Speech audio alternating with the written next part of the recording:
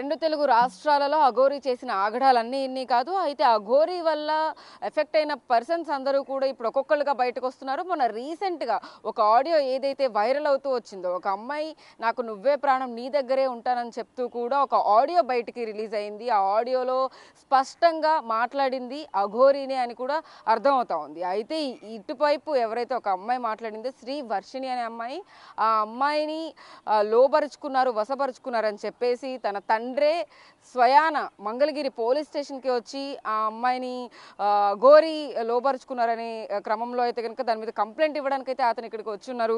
ప్రస్తుతం ఆ శ్రీ వర్షిణి ఎవరైతే ఆడియోలో మనం వింటూ వచ్చామో, ఆ ఘోరీతో మాట్లాడిన ఏదైతే కాన్వర్జేషన్ నడిచిందో దానికి సంబంధించిన ఆ శ్రీ వర్షిణి వాళ్ళ ఫాదర్ ప్రస్తుతం మనతో ఉన్నారు. సార్ నమస్తే అండి. అసలు ఏం జరిగింది శ్రీ వర్షిణికి? శ్రీ వర్షిణి ఎక్కడుంది ఇప్పుడు?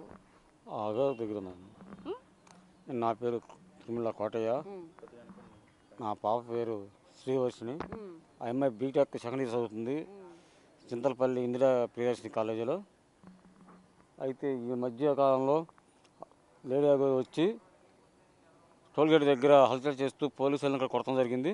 అప్పుడు కాలేజీలో వచ్చిన మా పాప చూద్దామని వెళ్తే ఆమె బట్టలు తీసుకోవడం ఇసిరేసి వాళ్ళ మీదకి వెళ్తుంటే, అమ్మాయి ఎవరైనా ధైర్యం ఉన్న వాళ్ళు ఉంటే వెళ్ళి ఆమెకు బట్టలు కట్టడమ్మా అంటే మా పాప వెళ్ళి ధైర్యం చేసుకుని ఆమెకు బట్టలు కడితే అప్పుడు ఆమెను పరిచయం చేసుకుని మా పాపని కొంచెం తిని పదార్థాలతో మందులు కలిపి ఒంటికి పసర్లు రాసి లోపరుచుకుని ఈ రోజున నా పాపను నాకు కనపడకుండా ఆమె స్వాధీనంలో పెట్టుకుంది.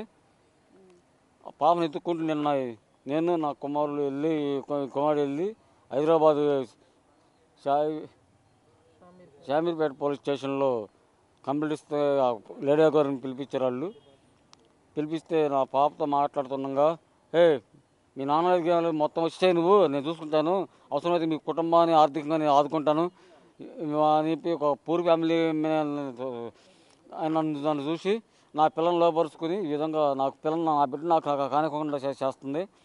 ఈ విధంగా నేను ఇప్పుడు మంగళగిరి పట్టణ పోలీస్ స్టేషన్కి వచ్చి కంప్లైంట్ ఇవ్వటం, ఏ విధంగా అఘోరీ బారి నుంచి నా బిడ్డని రక్షించి నాకు అప్పచెప్పాలని చెప్పి వాళ్ళని న్యాయం కోరుతున్నాను. మా అమ్మాయిని వశపరుచుకుని ఆ పిల్లతో ఇష్టం లేకపోయినా సరే తినిపిస్తాం.